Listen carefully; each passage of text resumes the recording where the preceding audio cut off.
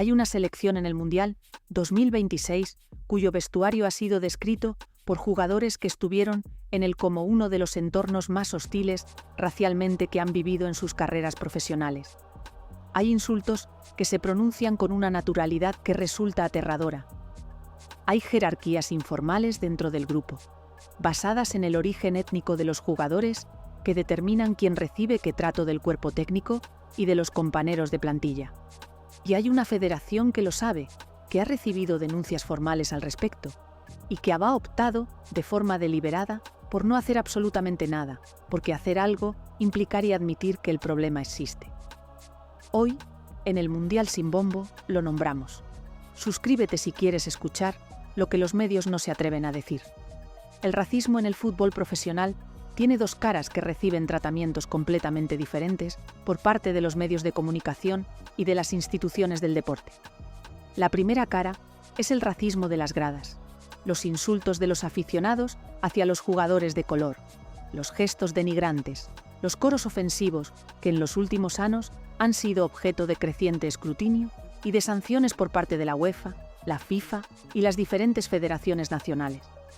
Esa cara del racismo es visible, es denunciable y genera suficiente indignación pública como para que las instituciones se vean obligadas a reaccionar. La segunda cara es el racismo que ocurre dentro de los propios equipos, en los vestuarios, en las concentraciones, en los entrenamientos y en las reuniones tácticas, donde los jugadores interactúan entre sí sin la presencia de cámaras ni de público. Ese racismo es invisible para el aficionado común. Es mucho más difícil de documentar, y las víctimas del mismo tienen muchos menos incentivos para denunciarlo públicamente, porque hacerlo implica enfrentarse a compañeros, a cuerpos técnicos y a federaciones de cuya buena voluntad depende en gran medida el desarrollo de su carrera. Los testimonios que han llegado a nosotros sobre el ambiente racial dentro de la selección que describimos hoy provienen de fuentes que han pedido anonimato y que tienen razones muy concretas para no querer que sus nombres aparezcan vinculados a esta historia. Lo que describen no es un incidente aislado, es un patrón de comportamiento que se repite de forma regular y que los responsables del equipo han normalizado hasta el punto de que ya no resulta excepcional ni sorprendente para quien lleva tiempo dentro del grupo. Los jugadores de determinados orígenes étnicos dentro de esta selección describen una doble dinámica que los afecta de forma constante. Por un lado, la expectativa explícita o implícita de que deben demostrar su lealtad al grupo de una forma que no se le exige con la misma intensidad a sus compañeros de otros orígenes. Por otro lado, la exclusión de determinadas conversaciones, bromas y dinámicas de grupo que funcionan como mecanismos de cohesión para la mayoría, pero que los marginan de forma sistemática a ellos. El cuerpo técnico, según estos testimonios, no solo no corrige estos comportamientos, sino que en algunos casos los refuerza con sus propias actitudes y sus propias formas de dirigirse de manera diferente a jugadores según su origen. Hace aproximadamente 14 meses, un jugador de esta selección presenta una queja formal ante la federación describiendo con detalle varios incidentes específicos que había vivido dentro del grupo y que calificaba sin ambigüedad como comportamientos de naturaleza racista. La queja fue recibida, se abrió un expediente interno y a partir de ese momento comenzaron una serie de procesos que, vistos en retrospectiva, configuran un patrón de gestión institucional del problema, que es casi más perturbador que el problema mismo.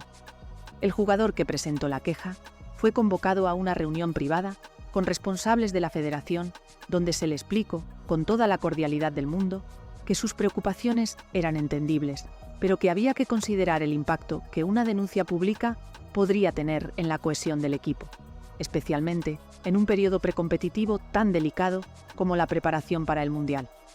Se le ofreció la garantía de que la federación tomaría medidas internas para abordar la situación. Esas medidas nunca se tomaron de forma efectiva. El jugador, presionado por su entorno y consciente del riesgo que suponía para su convocatoria persistir en la denuncia, terminó optando por el silencio. Siguió en la selección, jugó el Mundial 2026. Y los comportamientos que había denunciado continuaron exactamente igual que antes. Suscríbete, porque hay más detalles de esta historia que todavía no hemos contado.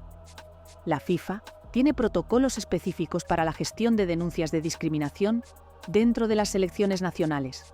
Esos protocolos existen sobre el papel y se presentan públicamente como una muestra del compromiso de la organización con los valores de igualdad e inclusión que proclama en todas sus campanas de comunicación.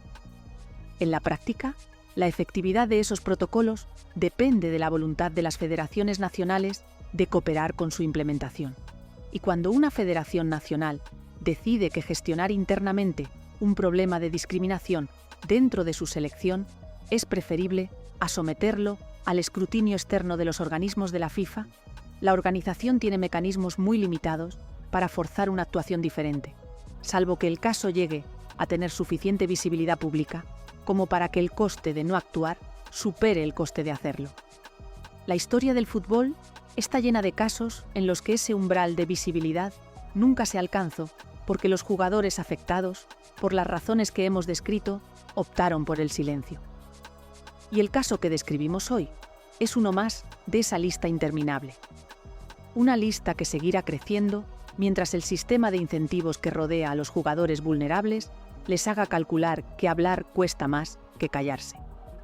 El fútbol se presenta al mundo como el deporte más universal, el más inclusivo, el que más fronteras ha derribado entre culturas y entre pueblos. Hay mucho de verdad en esa imagen. Pero hay también una realidad paralela, menos fotografiable y menos apta para los comunicados oficiales, en la que el racismo sigue operando dentro de las instituciones y los grupos del fútbol de élite, de formas que el sistema no tiene ni la voluntad ni los instrumentos reales para erradicar completamente. En el Mundial sin bombo, no miramos hacia otro lado. Suscríbete, activa la campana y comparte esta historia con alguien que crea que el fútbol ya ha superado este problema. Y visita @elbombo del Mundial 2026 para el tributo a Manolo el del Bombo y el libro Manolo, el del Bombo por 9,95 €.